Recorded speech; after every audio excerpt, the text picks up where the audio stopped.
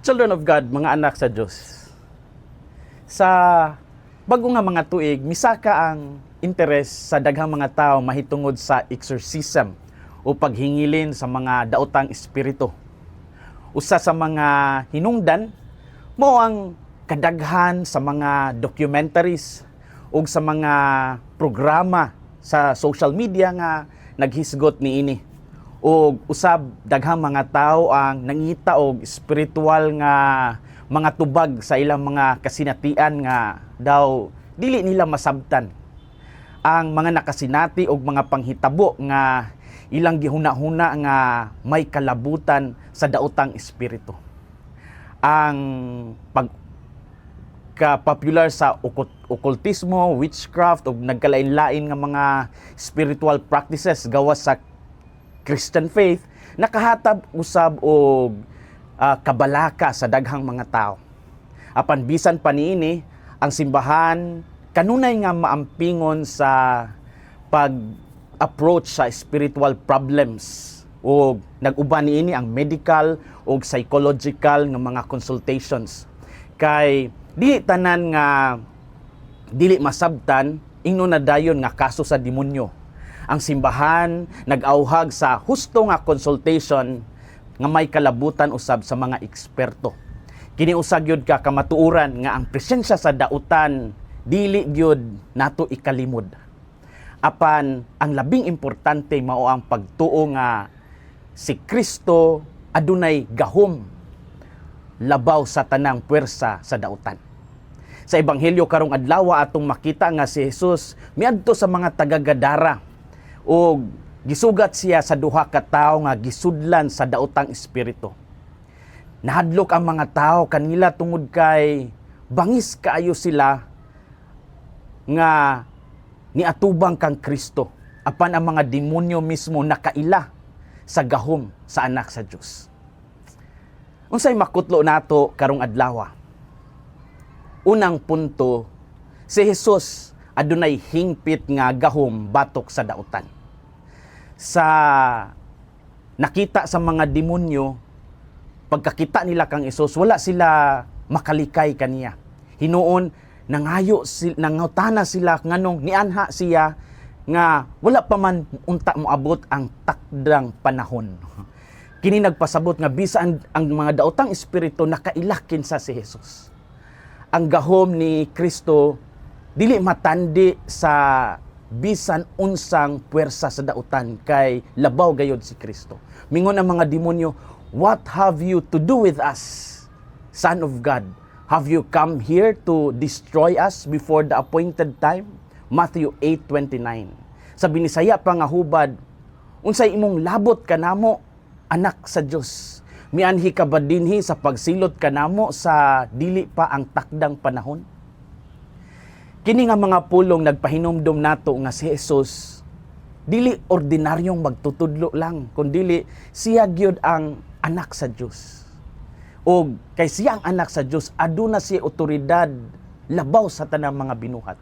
Walay dautan nga maka-atraka diha sa iyang gahom. Sa atong kinabuhi adunay daghang mga dautan tang masinati. Apan dili tanan niini gikan sa demonyo, usahay makasinati tag sala, pagdumot, kakulang sa panghuna-huna kung unsay maayo o dautan. Ang ebanghelyo nagpasabot nga walay gapos nga dili mabungkag ni Kristo. Ang Ginoo makahimo sa pagluwas ug pagbag-o sa atong kinabuhi. Si Jesus adunay hingpit nga gahom batok sa dautan. Ikaduhang punto, usahay mas pilion sa tao ang material nga butang kaysa sa presensya ni Jesus. Real talk kayo ni. Gihingan la ni Jesus ang daotang espiritu og sila nisulod sa mga panon sa mga baboy og nangalumos ang mga baboy sa dagat. Sa pagkakita sa mga tao niini ang lungsod, wala magpasalamat kang Jesus tungod kay giluwas sila ni Jesus. Hinuon ilang gihangyo si Jesus nga mubiya ni adtong dapita. Mas nasubo sila sa pagkawala sa ilang mga baboy kaysa kaluwasan sa ilang isig katao.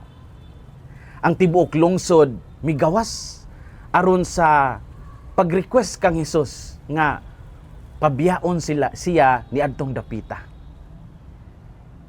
Makapasubo kay ni nga reaction. Gipili nila ang ekonomikanhon nga interes kaysa sa presensya sa manluluwas. Usahay, inanin sad ang atong disposisyon.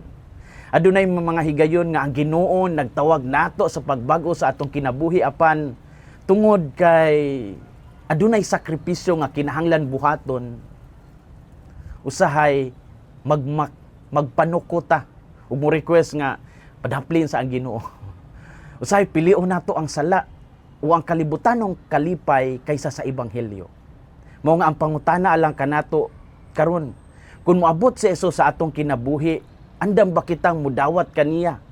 O basin natay mga ganahan nga dili pa kaya natong isakripisyo, mao nga ipadaplin sa nato ang Ginoo.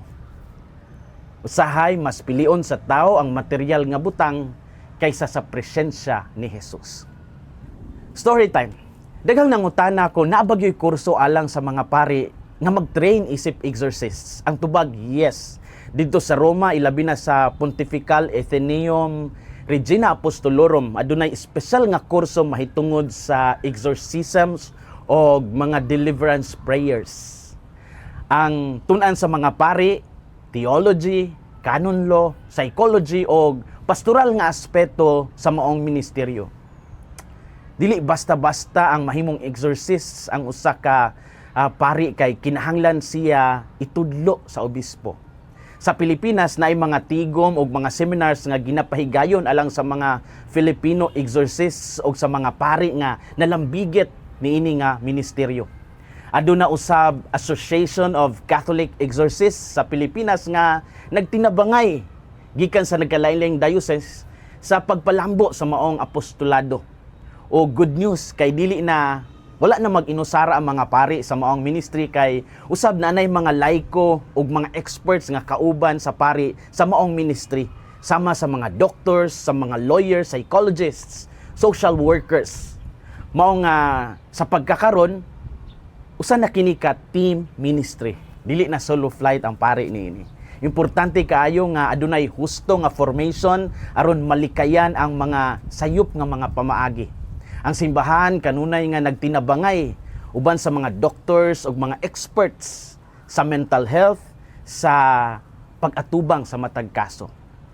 Ang tumong niini dili ang paghadlok sa katawhan kundi ang pagdala sa mga tawo ngadto sa kagawasan o diha gayud kang Kristo.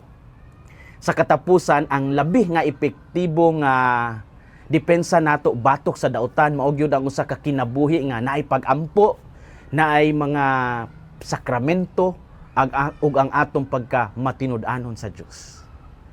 Children of God, mga anak sa Dios, ang ebanghelyo karon nagpahinumdom kanato nga walay dautan nga labaw sa gahom sa Dios. Ayaw kahadlok. Pabilin sa pag-ampo.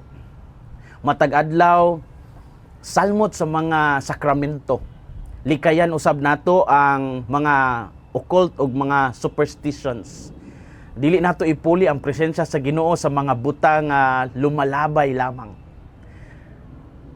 Kanunay ta nga maghuna-huna nga si Kristo labaw gyud sa tanang puwersa sa dautan. Ug nga manghinaot ta nga mutubo ta nga magtuo gayud nga sa kanunay si Jesus mao ang atong kaluwasan ug kalinaw. Hinaot nga ang kasing-kasing ni Kristo maghari sa atong mga kasing-kasing. Kini si Father Felmar Castrodes, PLSVD, ang inyong magsisibya sa maayong balita. Gikan dinhi sa Ho Chi Minh City, sa nasod sa Vietnam, hinumdumi ang kinabuhing Kristiyano, kinabuhi sa pagserbisyo.